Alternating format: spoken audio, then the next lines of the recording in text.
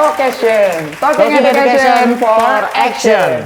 Keseros di rumah, setelah tadi sempat terhambat dan terjeda, kali ini saya akan melanjutkan perbincangan yang semakin asik dan semakin seru tentunya. Jadi Mas, menurut Mas Raga, sebagai pelestari budaya, itu gimana melihat situasi kondisi terhadap anak muda kita, khususnya bangsa Indonesia, anak muda bangsa Indonesia yang mulai meninggalkan budaya lama mereka? Karena terhambat dengan budaya baru, dengan masuknya budaya barat ini, sepertinya budaya lama mulai dihilangkan gitu, mulai dikenal norak. Itu gimana menurut Mas Raga? Kalau menurut saya ya sebenarnya saya ngobrol tentang ini itu suatu hal yang ndaki gitu loh Mas. Suatu hal yang gimana menurut saya agak sok-sokan gitu loh. Untuk diobrolkan oleh orang seperti saya gitu loh. Saya juga pelestari dalam bidang amatir lah maksud saya. Tapi kalau melihat kehidupan seni, kehidupan kebudayaan di dalam Indonesia khususnya, memang kalau kita lihat dari luar saja kan memang wah anak-anak muda sekarang lebih mengutamakan budaya barat, budaya luar. Tetapi kalau kita gali lebih dalam lagi, misalnya kita coba masuk ke dalam perkumpulan-perkumpulan seni, itu juga ternyata masih ada regenerasi, Mas.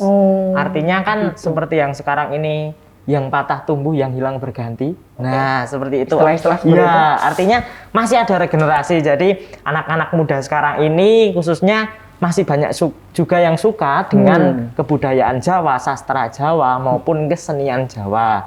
Dan itu juga merupakan peluang juga untuk yang senior maupun yang junior, yang anak muda untuk saling berkolaborasi. Nek kuat dilakoni, nek ra kuat ya kolaborasi. Waduh, gak asing kata-kata itu ya. Ya.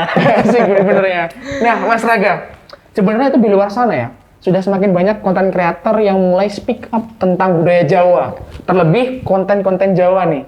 Ada beberapa konten kreator seperti makan-makan tapi menggunakan bahasa Jawa Kromo Inggil begitu. Iya. Tren Jawa yang seperti menirukan aksen-aksen itu kan secara gak langsung mengangkat nilai budaya juga dong Mas. Iya, betul. Dengan mempertahankan akan tetapi menyesuaikannya dengan menggunakan teknologi begitu ya. Apakah langkah begitu efisien Mas dalam menjaga budaya kita? Kalau menurut saya memang itu langkah yang sangat efisien karena bagaimana kita mengenalkan kebudayaan atau bahasa misalnya, bahasa Jawa misalnya ke anak-anak muda itu kan membuat mereka suka dulu. Kalau sukanya mereka melalui konten-konten di media sosial, baik TikTok, Reel Instagram, atau di short YouTube misalnya. Kalau mereka platformnya hanya di situ-situ saja, kita masukkan kebudayaannya di situ. Gitu. Jadi paling tidak bahasa Jawa, misalnya bahasa Jawa dulu itu sudah tidak asing bagi mereka. Terus lama-lama kok bahasa Jawa ternyata aksennya bermacam-macam, aksennya unik. Ternyata kalau kita bikin konten mukbang pakai bahasa Jawa Kromo, monggo maaf Mas, itu kan ternyata menarik dan itu lumayan viral toh Mas itu. Nah maka dari itu kan yang penting anak-anak muda itu suka dulu, lalu nantinya ikut melestarikan. Gitu, Mas. Jadi langkah-langkahnya seperti itu dari Mas Raga ya. Dari Mas Raga sendiri nih sebagai duta seni, menurut Mas Raga gimana sih cara Mas Raga buat ngajak anak muda itu? Ayo kita lestarikan budaya kita. Kita harus lestarikan budaya kita loh, karena kita ini generasi masa depan bangsa gitu. Gimana cara Mas Raga sebagai duta untuk mengajak anak muda dalam melestarikan budaya? Ya kalau dari diri saya sendiri, motivasi dari diri saya sendiri itu, saya dari dulu emang suka tampil beda Mas. Oke, tampil beda. Tampil beda. Jadi kalau anak-anak muda yang lain atau teman-teman saya yang lain itu berada di arus sini, saya itu lebih suka di arus yang berlawanan. Iya, berlawanan. Jadi berlawanan dalam artian yang positif. Jadi kalau kebanyakan anak-anak muda sekarang mungkin bukan berarti jelek, mungkin suka K-pop juga bagus, budaya barat.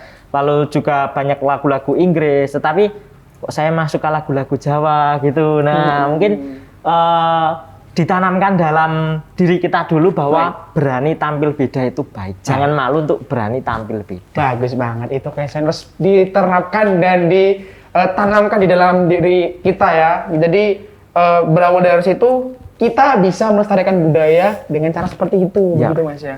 Baik, dari sudut pandang Mas Raga, apakah tren budaya barat dan budaya tradisional ini dapat jalan beriringan? Dengan artian apakah kalau kita ikutin tren budaya barat, apakah otomatis kita harus meninggalkan budaya lama? atau malah kita bisa menjalankan budaya lama dan mengikuti tren budaya baru, budaya barat? Kalau menurut saya memang semuanya itu bisa berjalan dengan beriringan. Baik. Walaupun tidak sesempurna yang ada di dalam ekspektasi kita, Mas. Iya, oke. Sekarang juga banyak sekali yang saya bicarakan tadi tentang kolaborasi. Kolaborasi. Bahwa memang walaupun budaya barat tapi bisa dikolaborasikan dengan budaya Nusantara, khususnya budaya Jawa. Banyak juga sekarang orkestra Jawa, lalu banyak juga sekarang konten-konten bahasa Jawa yang dikemas dengan budaya yang tidak terlalu tradisional. Jadi dari luar nampak, wah ini sepertinya bukan budaya Jawa, budaya barat, tapi ternyata membahas kebudayaan Jawa. Jadi dari luarnya itu sudah kelihatan menarik dulu, seperti yang saya omongkan tadi, Mas. Jadi intinya balik lagi gimana cara ngemasnya biar budaya lama kita sama budaya baru tuh bisa berjalan beriringan. Ya, gimana kita membrandingnya, itulah Mas intinya. Wow, keren banget sih Questioner di Rumah. Dari apa yang saya dapat dan tentunya Questioner di Rumah dapat, itu kayaknya nanti bisa dipadukan dan diterapkan di kehidupan kita, di kehidupan sehari-hari begitu. Kita mulai berubah, membenahi diri kita menjadi lebih baik lagi. Tapi, Mas, gimana? Setelah ini kita bakal seru-seruan lagi. Wah, ada sesuatu yang menarik, tapi ada rahasianya tentu saja. Biar penasaran juga Questioner di Rumah. Jadi, untuk Questioner di Rumah jangan kemana-mana, tetap di Talkation. Talking Education for Action. Jadi, jawaban Mas Raga adalah 5 detik dari sekarang. boleh pas nggak Mas ini, Mas? Harus dijawab. Tidak Terlalu boleh, sulit. Mas. Terlalu sulit. Sekali lagi,